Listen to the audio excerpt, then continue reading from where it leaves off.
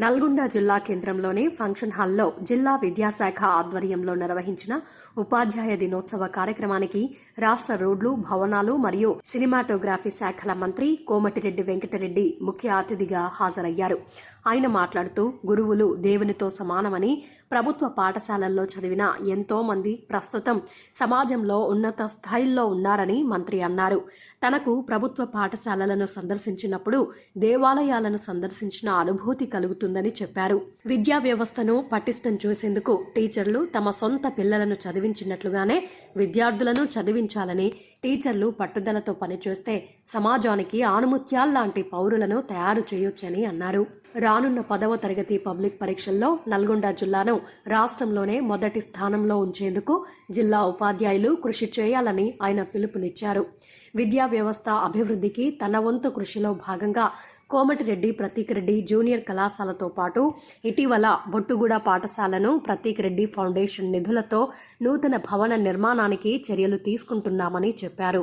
ఈ కార్యక్రమానికి మరో ముఖ్య అతిథిగా హాజరైన కవి, రచయిత, రాజ్యసభ సభ్యులు కోడూరి విశ్వ విజయేంద్ర ప్రసాద్ మాట్లాడుతూ ప్రభుత్వ విద్యా వ్యవస్థ పట్ల నమ్మకాన్ని కలిగించే విధంగా ఉపాధ్యాయులు విద్యార్థులుగా మారాల్సిన అవసరం ఉందని అన్నారు. నేను నుండి మన అనే మనస్తత్వాన్ని విద్యార్థుల్లో కల్పించాలని, అలాంటి సంస్కృతి, సంప్రదాయాలను విద్యార్థులకు నేర్పించాలని చెప్పారు. విద్యార్థులను సమాజానికి ఉపయోగపడే పౌరులుగా తీర్చిదిద్దే బాధ్యత ఉపాధ్యాయులపై ఉందని చెప్పారు. నల్గొండ పార్లమెంట్ సభ్యులు కుందూరు రఘువీర్ మాట్లాడుతూ ప్రభుత్వ విద్యా వ్యవస్థను కార్పొరేట్ విద్యా వ్యవస్థకు ధీటుగా తీర్చిదిద్దాలని, ఇందుకు సామాజిక బాధ్యతగా పనిచేసి ప్రైవేటు మాదిరిగానే డిజిటల్ విద్యా వ్యవస్థను కృషి చేయాలని, విద్యా వ్యవస్థలో సమూల మార్పులకు ప్రభుత్వం చేస్తున్న కృషికి ప్రతి ఒక్కరూ సహకారం అందించాలని కోరారు. జిల్లా కలెక్టర్ సి నారాయణరెడ్డి మాట్లాడుతూ విద్యార్థుల అభ్యసన సామర్థ్యాలకు తగ్గట్టుగా బోధనా పద్ధతులు మారాల్సిన అవసరం ఉందని, ఇందుకు ఉపాధ్యాయులు బోధనా నైపుణ్యాలను అభివృద్ధి చేసుకోవాలని, విద్యార్థులను ఉత్తమ పౌరులుగా తీర్చిదిద్దేందుకు విద్య ఒక సాధనమని, విద్యా వ్యవస్థలో కృత్యాధార పద్ధతికి ప్రాధాన్యత ఇవ్వాలని, చెడు మార్గం వైపు పయనిస్తున్న యువతను విద్య ద్వారా మళ్లించాల్సిన అవసరం ఉందని అన్నారు. అంటే విద్య అనేది ఒక ఉత్తమమైన పౌరులుగా మార్చడానికి ఉపయోగించే ఒక సాధనం. అయితే ఇందులో మనందరికీ తెలుసు, మనిషికి జంతువుకున్న తేడా ఏంటి అంటే ఆలోచన శక్తి. మనిషికి జంతువుకున్న తేడా ఆలోచన శక్తి. అంటే ఆలోచన శక్తిని ఎంత ప్రాపర్గా వాడితే ఆ వ్యక్తి తన జీవితంలో ఎంతో ముందుకు వెళ్ళే అవకాశం ఉంటుంది. అయితే ఈ రోజు మనం చూస్తున్నాం, ఆలోచన శక్తి విషయంలో కొంతమంది యువత వారి ఆలోచన పైన వాళ్ళకి కంట్రోల్ లేకుండా పోతా ఉంది. అంటే ఇక్కడ ముఖ్యంగా విద్యార్థి దశలోనే ఆలోచన శక్తి మీద, అంటే మనం ఆలోచించే విధానం మీద, మన ఆలోచనల మీద, అంటే మనం ఏం ఆలోచిస్తున్నామో ఆ ఆలోచన మీద గ్రిప్ రావాల్సిన అవసరం ఎంతైనా ఉంది. నాకు కోపం వస్తుంది అన్నప్పుడు నా మైండ్లో వెంటనే రావాలి, నాకు ఎందుకు కోపం వస్తుంది, కోపం వస్తే ఎట్లా ప్రవర్తిస్తాను, అంటే నా కోపాన్ని కంట్రోల్ చేసే మెకానిజం నాకు నేర్పించాలి.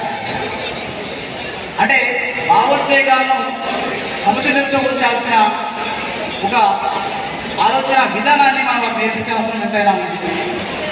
దాని తర్వాత రెండవ ముఖ్యమైన విషయం ఏంటి అంటే, మనం చూస్తున్నాం ముఖ్యంగా యువత ఒక ఆటని వేరే కాకుండా ఎటు పడితే అటు వెళ్ళిపోతారు. మనిషి జీవితం ఆ విధంగా కాదు, ఒక ఆటని వేలో ఉండాలి. అతిథులందరూ చెప్పినట్టు, పెద్దలు చెప్పినట్టు, గురువు స్థానానికి అమ్మ నాన్న తరువాత ఇచ్చే స్థానం గురువుది. ఆ విషయం మీ అందరికీ తెలిసిందే. కానీ రాను మన విద్యా వ్యవస్థలో జరిగినటువంటి మార్పులు, వచ్చినటువంటి కార్పొరేట్ విధానాలతో ఆ స్థానం కోల్పోవడం జరుగుతుంది. గురువుని తల్లి తర్వాత తల్లి ఇంట్లో తీర్చిదిద్దితే సమాజానికి పనికొచ్చేటట్టు తీర్చిదిద్దే బాధ్యత గురువుగా ఉండేది, ఈ రోజు కూడా ఉంది. కానీ గురువు కూడా విద్యార్థులు అలాంటి స్థానమే కల్పించేవారు. గురువు కానీ రాను వస్తున్న కార్పొరేట్ విద్యా వ్యవస్థ వల్ల తగ్గిపోతా పోతుంది. కాబట్టి ఇందాక మిత్రుడు చామల కిరణ్ కుమార్ రెడ్డి గారు చెప్పినట్టు ఈ ప్రభుత్వం, నేను గత ప్రభుత్వాల గురించి చెప్పాను, కానీ ప్రతి ప్రభుత్వం కూడా వచ్చిన వాళ్ళ విద్యా వ్యవస్థలో మార్పులు తీసుకొద్దామని అనుకున్నారు, విశ్వవిద్యను ఇద్దామని, మంచి విద్యని కల్పిద్దామని అనుకున్నారు. కానీ ఎందుకో వాళ్ళు సక్సెస్ కాలేకపోయారు. కానీ మొన్న ఏర్పడినటువంటి ప్రభుత్వం ఏర్పడిన తర్వాత విద్యాశాఖ మంత్రిగా ఇప్పుడున్నటువంటి ముఖ్యమంత్రి రేవంత్ రెడ్డి గారే కొనసాగుతున్నారు. వారు ఇందాక మిత్రుడు చామల కిరణ్ అలాగే వేముల వీరేశంకర్ చెప్పినట్టు సమూల విద్యా వ్యవస్థ మార్పులకు వారు నాంది చేయాలి, నాంది పలకాలని నిశ్చయించుకున్నారు. కానీ ప్రభుత్వ పరంగా మేము ఎన్ని చర్యలు తీసుకున్నా కానీ అధ్యాపక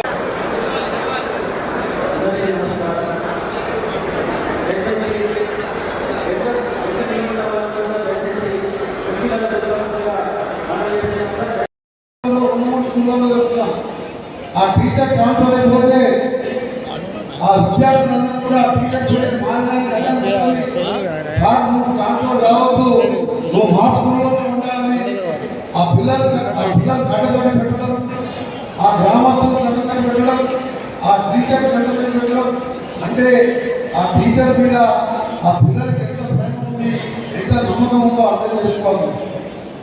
అందుకని మీరు కూడా ప్రతి ఒక్కరు పనిచేసే దగ్గర ఆ పిల్లలని ఒక ముందు భవిష్యత్తు ఏంటి, ఏ విధంగా ఉండాలి అని చెప్పి పనిచేసినప్పుడు తప్పకుండా మన ప్రభుత్వం చేసే కార్యక్రమాలతో ఎన్ని చేసినా భవిష్యత్తు అంతా విద్యార్థుల మీద చదువుకున్న వారి మీదనే ఉన్నది. ఇవాళ మనం టీచర్ కూడా చూస్తున్నాం. నేను అమెరికా పోయిన వాళ్ళని బాధలు ఏం చేస్తారంటే టీచర్ అంటారు. ఎక్కువ మంది టీచర్ పిల్లలు అమెరికాలో చదువుకొని బాగా కష్టపడి సెటిల్ అయ్యింది. చదవలేని వారికనే ఉండిపోతున్నారు. మీరు అందరికి ఎప్పుడో చెప్తున్నాను, మీ అందరికీ మీరు వేరే విధంగా ఆలోచించుకోవద్దు.